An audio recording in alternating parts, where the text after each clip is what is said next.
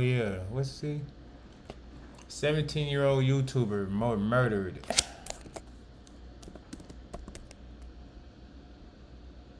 Yeah, let's see. Oh, YouTuber murder. Let me see. Oh yeah. 17-year-old YouTuber murdered for insulting a cartel boss. Story.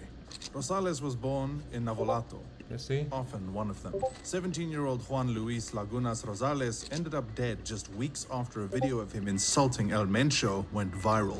El Mencho, whose actual name is Ruben Oseguera Cervantes, Stupid ass nigga. Cuz. is the What the fuck was you thinking about? owner of Mexico. Hold up, nigga. Okay, we're gonna. Story. Hold up. I'm not even from Mexico, nigga, and I know better than that, nigga. Rosales was born in Navolato, in the state of Sinaloa, in Mexico. Growing up, he never knew his father, and after staying with his mother for a while, she took him to his grandmother, who ended up raising him. However, Rosales left his grandmother's home and dropped out of high school when he was 15. As if wanting to erase every trace of his origin, he also left Navolato and made for a nearby town called Culiacan. Culiacan became his new home, and Rosales settled in pretty quickly. Realizing that he had then to fend for himself, he took the job of washing people's cars and was earning what little he could. By the time Rosales turned 17, he had become the envy of most teenagers his age. At this time, he was earning way more than was expected of a teenager. Plus, it wasn't just about the kind of mini wealth he had amassed. It was also about how he went about making his money. Rosales was a party freak. He often posted videos of himself partying and drinking, so much so that both activities could have passed as his profession. In these videos, which Rosales uploaded to his social media accounts, he would hold up bottles and cans of beer, whiskey, vodka, you name it, and pour them into his mouth. This habit of excessive drinking always led to a very intoxicated Rosales displaying his drunken antics for all to see. Strangely, Rosales began to grow famous by posting videos of his drinking adventures on social media. Several people across Mexico and even beyond enjoyed watching these videos. Sometimes he would also post videos of himself taking drugs, passing out from excessive drinking, and throwing money around. While Rosales did all of these, his fan base kept growing. He had over 34,000 followers on Twitter, over 300,000 on Instagram, and over 1 million on Facebook. In no time, Rosales became a buzz on the internet and went by the nickname El Pirata de Culiacan, which means the Pirate of Culiacan. Apparently, this nickname was born out of the fondness he grew to have for Culiacan. Due to his popularity, the Pirate of Culiacan began to earn spots as a guest in music videos, influential parties, and promotional gatherings. People who didn't know his age easily classified him as an adult. Rosales didn't help matters either, as he kept up with his excessive drinking lifestyle. In Mexico, the legal age for drinking is 18, but Rosales could care less about that. Instead, he indulged himself even more. It almost seemed like he didn't want people to know how old he truly was, as he made it a habit to post pictures and videos of himself handling bundles of cash or posing in luxurious cars and motorcycles. In an attempt to keep up with his being an adult facade, Rosales sometimes painted a beard on his face. This often replaced his younger look with one a lot more mature. He also had tattoos on both of his arms, a tiger and a pirate, which alluded to him being the Pirate of Culiacan. Like all of these weren't enough, the 17-year-old also took to social media posting pictures of himself with scantily clad ladies. Most of the time, these ladies were significantly older than he was. In addition to that, he would post pictures of himself carrying guns and other kinds of weapons. At this point, it is safe to say that anyone living this kind of life would feel invincible and develop the mindset that he could get away.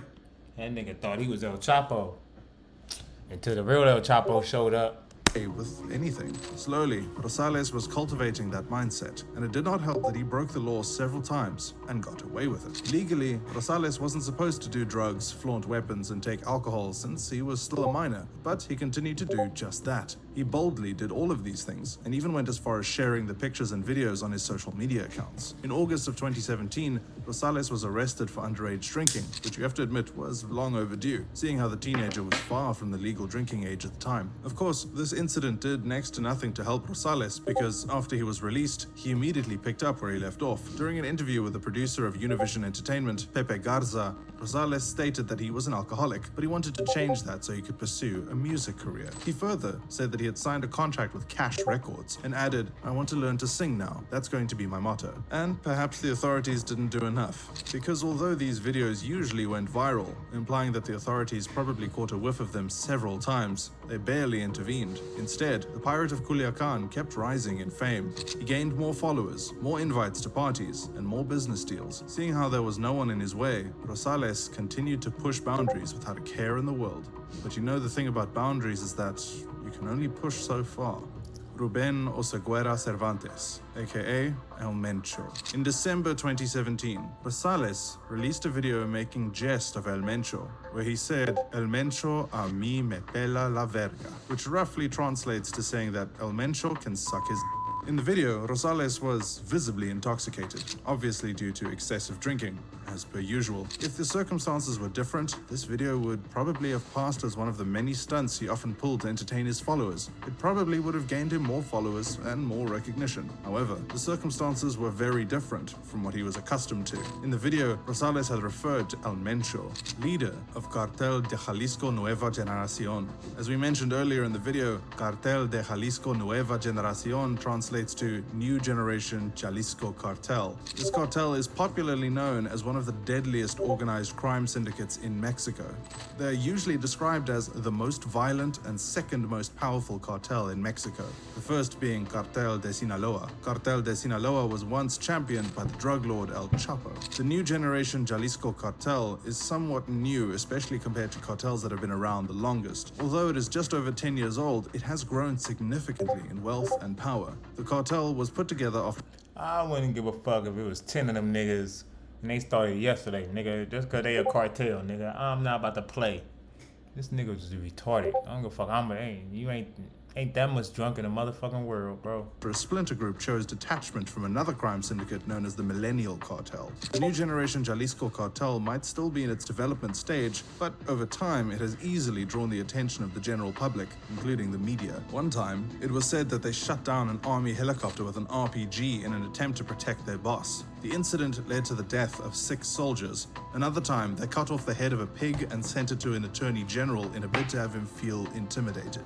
In another of their escapades, they laid an ambush for a group of policemen and were able to kill about 14 of them as a result. In addition to all of these, the New Generation Jalisco Cartel has been responsible for the deaths of judges, members of Congress, and ordinary citizens. They also have a reputation where drugs are concerned. According to US officials, they are the major suppliers of over 1/3 of illegal drugs that circulate in the United States. They have also gone as far as distributing in Europe and Asia. The New Generation Jalisco Cartel also has multiple methamphetamine labs set up across Mexico. Yeah. Basically mean they not to be fucked with, right? Yeah, right?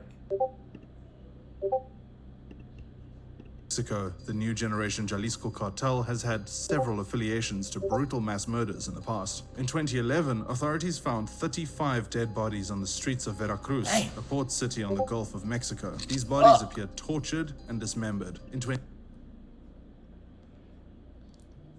See?